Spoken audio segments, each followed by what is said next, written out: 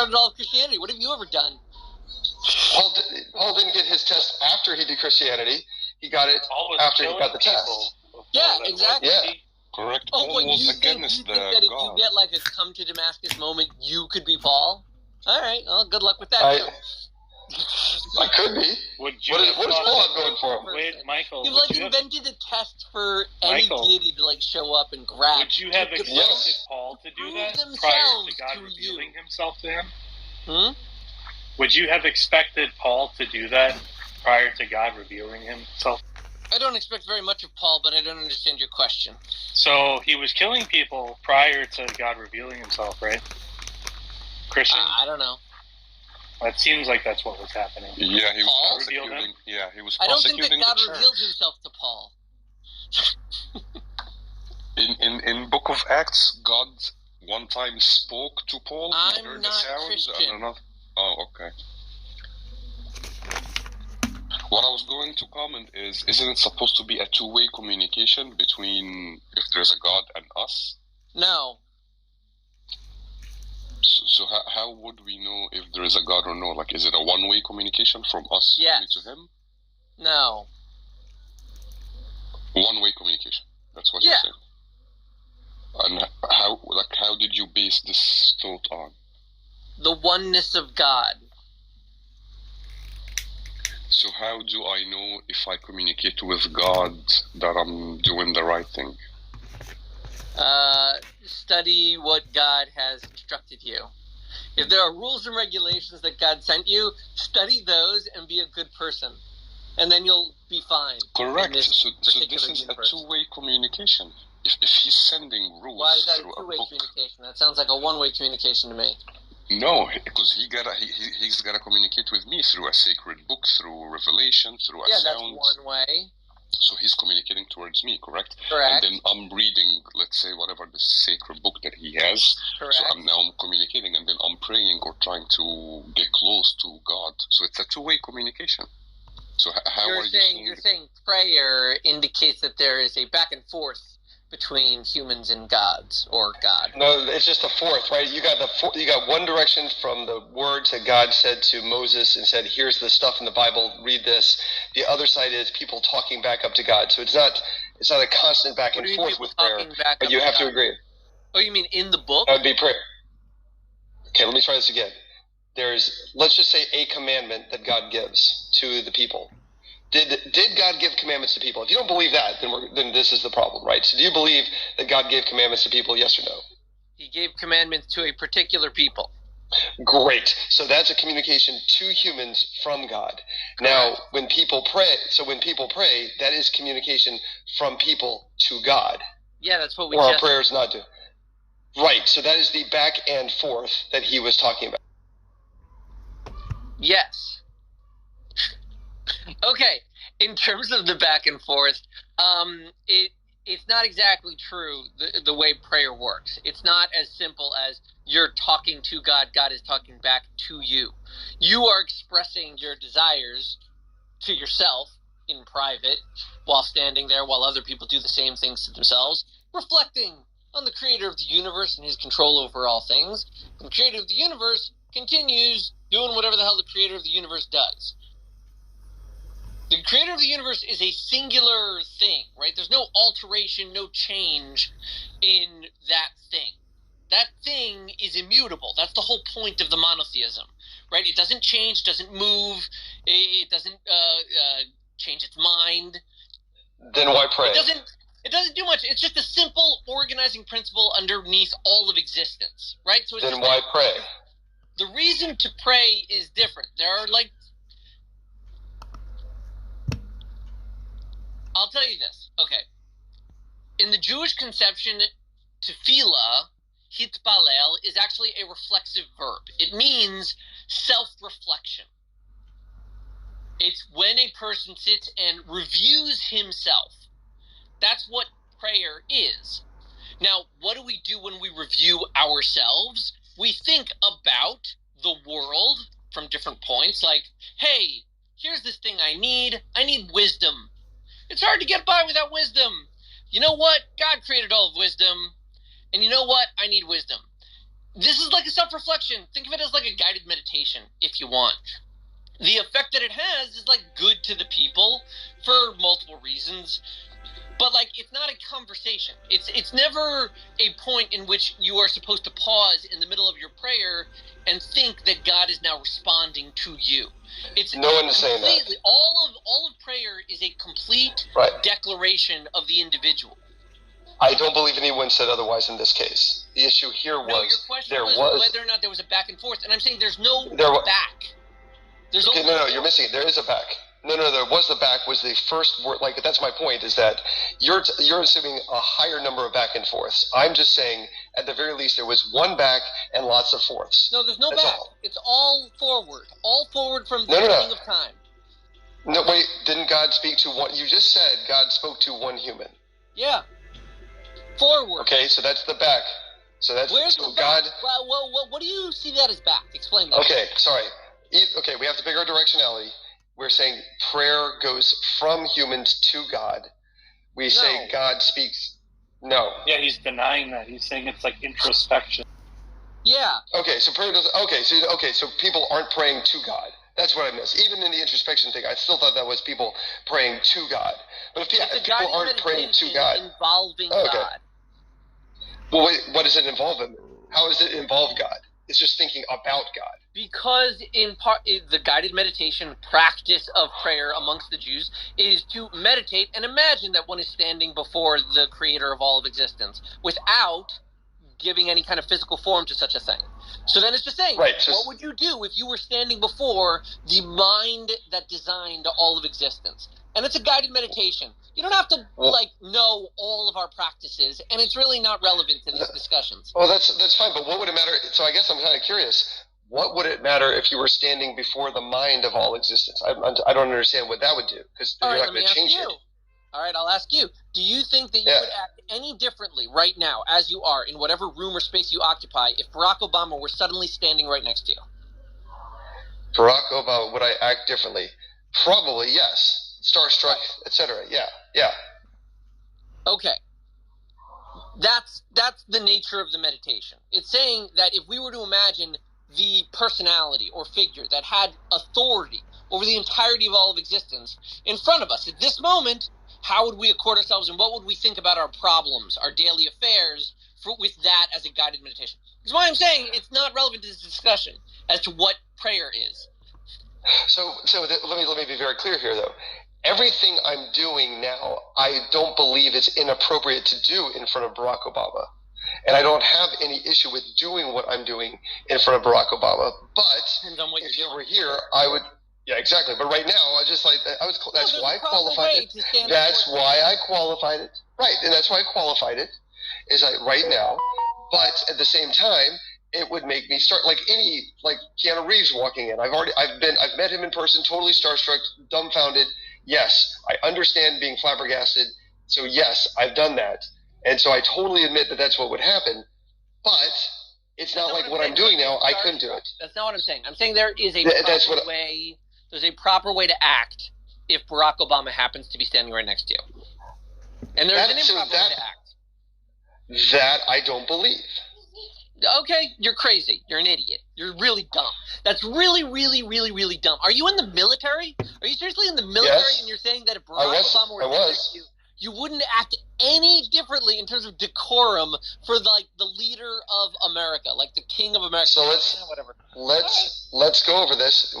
Your example honestly, that's terrible for the military, but whatever. So he walks into the gym that I'm in as I'm working out. It would be appropriate for me to continue working out unless it was they call attention on deck. But if I'm a civilian, I get to keep working out. If I'm a civilian, I get to keep working out.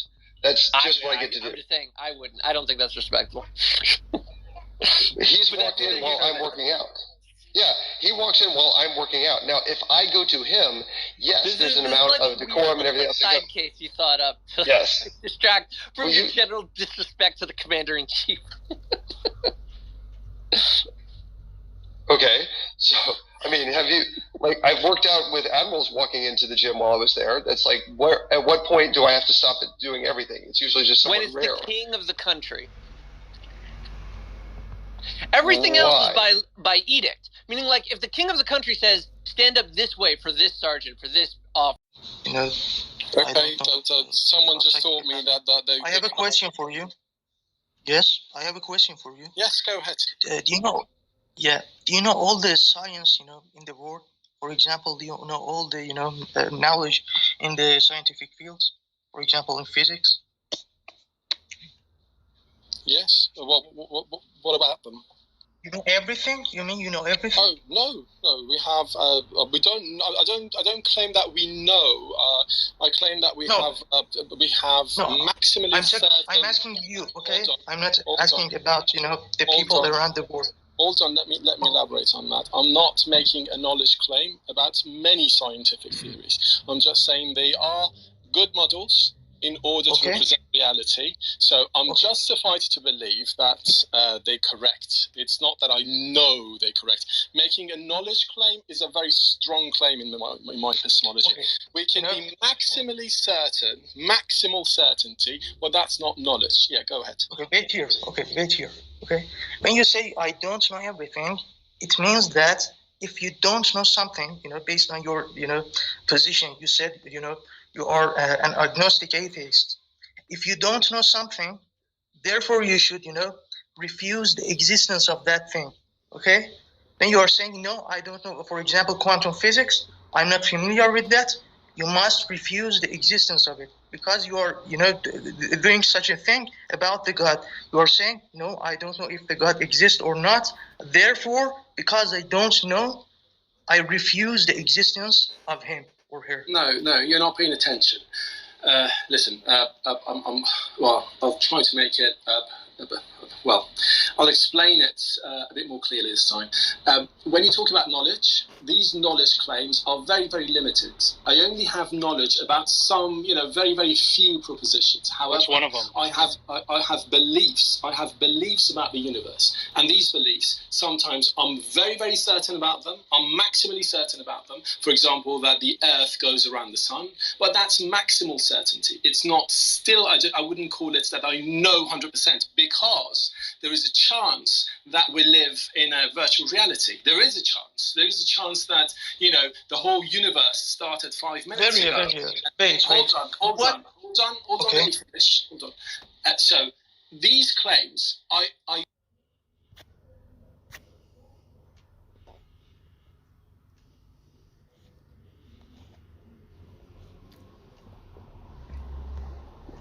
Atheism is for me an atheist who is like, is not really hardcore denying God, but he's like, denying like deism or theism, and he's still saying that maybe there's other ways, but he's kind of denying like the divine aspects of or possibly pointing to like the manipulation of these books. I think the holy books are written by people in the fucking Iron Age and shit like that, and they're full of moral atrocities, and they're also full of like factual errors and contradictions. So I don't think that those books would make any sense. But what the fuck is what are minds, guys? What the fuck is a mind? We have no fucking idea. What the fuck is that? After you guys, I want to speak on the actual question. Okay. So my mind is connected with what we call also spirit. You don't have to have a brain to have a mind, and stuff like that.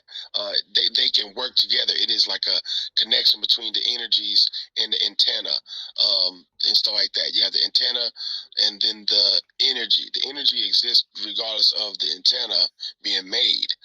It is just in the realities of the realms. It just has an outlet to actually to spark and to actually communicate with this realm and wake up. Consciousness also is similar to this, because conscious means to be awake. It means to be awake, to be woke. So that could be, what I'm saying? Like it is acknowledging both realms, the inverted realm, which is like what we call the spiritual realm, whatever, spirit is in the nature of unseen energies or awokeness, like going on, a living thing going on. It is with choice. It has choice. It does what it needs to do according to its operations. And what we think, we don't believe that there's such thing as no conscience, whatever. We believe that there is a bigger conscience, which is God, and we partake in that sharing of consciousness and spiritualness because we are alive. We are alive, and what is the proof for this awoke being? That's a good question. So it's like, what is the proof for this woke being? So us coming out of nowhere, literally almost out of nowhere, partaking in the festivities of sperm and egg and all the stuff that we didn't have any choice in. We also, once we're born, we look back into our conscience and we say, oh wow, we had no choice. We couldn't see nothing. Why not? Why not? Why not there be a God? You know what I mean? Because we come from literally nothing, no choice, and basically like an atheist state of like nothing, like just a bunch of physical bodies, material, pushing us to a realm in which we didn't have no choice in, which is not really fair, but it's not. It is a process of being woke, and like to say that there's no God is more, to me, I feel like it's more absurd and more why? I know, and I go into it. I'm just saying the reason why it's absurd is because like it's only thing you could do from there would be create another illusion, because there's two illusions here, right? That we believe and that we don't believe that there's a God. So no. Why are we always coming from? Why are we always coming from a floor? You don't have to lessen it. Why are we like, always just make coming from a floor where the assumption is that that everybody is supposed to believe in God? Why are we always coming from that foundation? That should not be the foundation. Yeah, it's the reason. Okay, this is the reason why, and I don't always come from that foundation. This is what I'm saying. If we reverse engineer it, this is why I don't condone a lot of people saying. You made the question. You made the point, and you need to substantiate your evidence of God. What did it say? What is that point? How do they say it? They'll say the bad and the good. There it is. Yeah. Basically, show your proof that there is a God, but we never reverse engineer what it would look like if there was like no God other than. But we do in a sense, and I say in a sense because we all can imagine. Again, imagination, right? We can all imagine that there's no God and that there's a God. But what really would it look like? What really would it look like if there was no woke being or alive being beyond our living? Like, what would that look like if there was no living being before us? I'm happy to answer that. I think it would look pretty similar to what it looks like right now. Yeah, but that's not going through stuff. Like, that's not going through it. John, let him explain. Casey, go ahead. Yeah. Okay, so I think what people are afraid of what certain theists are afraid of when they imagine a world without God is that psychopaths are going to run rampant and like destroy the world because they have no sense of morality.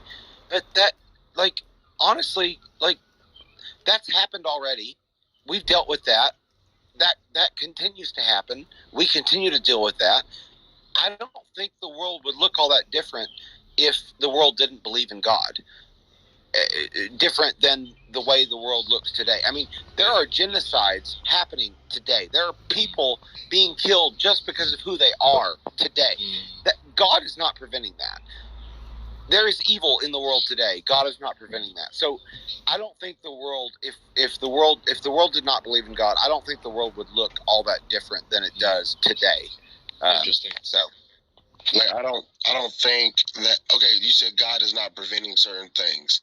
I don't like, and to be honest with you, man, I wish I was an atheist. I'm sorry, the belief in God is not preventing those things. Oh no, that's not true. Good that you clarified the point. The reason why I said it's true, but it's not true. Let's put both of those out there so we be balanced here. Because I know what you're talking about, Casey. You're not lying at all. You know what you're saying. So what you're saying, I'm just going to affirm that I agree with you on the point that obviously there were theists that kill people, right? And they're not stopping people or they're enabling people to die. That's facts. That's not a lie.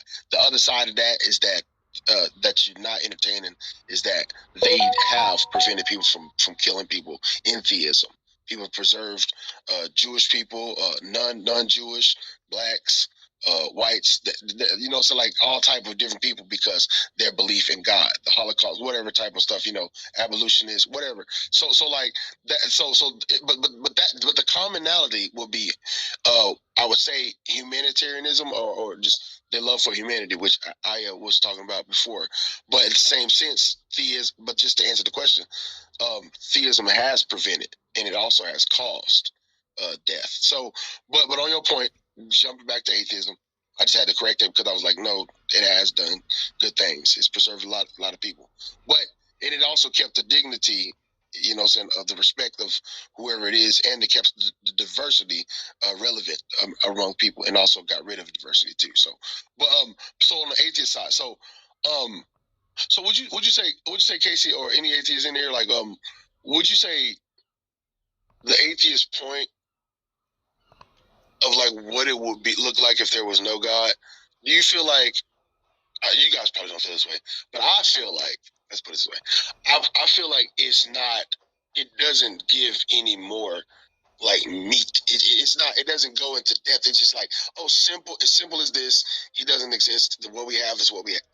I think it provides it provides a lot more substance to our lives because if God doesn't exist, we have to pretty much be self-reliant, right? And we can't.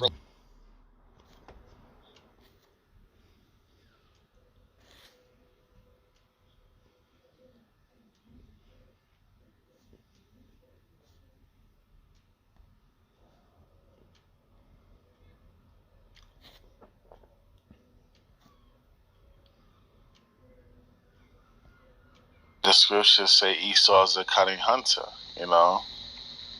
That's his nature. If we understand who he is, and this is why the Bible is a beautiful thing. The Torah. I'm saying that gives us the knowledge, wisdom, and understanding. You read through Genesis 25. Now to a developing story in Akron, Ohio. Community leaders and elected officials calling for peaceful protests today after releasing the birth of Esau all the way to the end of Genesis. And then, you read the laws and how to deal with Edomites. That's wisdom because you get the characteristics of Esau. You know how he is. He's also a schizo. One minute he can love you, 1 minute he can hate you. Esau's a damn schizo. Right? One day he'll love Jake like a brother. The next thing he ready to kill him. Right? So we gotta know how to deal with Esau, man. You gotta know he's a cunning hunter. We gotta know if you run, he's gonna enjoy the chase.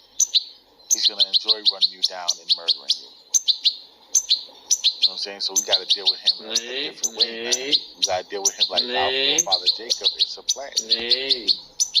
But that's a conversation. I like to have mostly behind, the scenes. But yeah, you know who your enemy is. You could be 2 to 3 steps ahead of him. If you just read these scriptures. Ja, goed gemacht. Goed zo. Maar niet.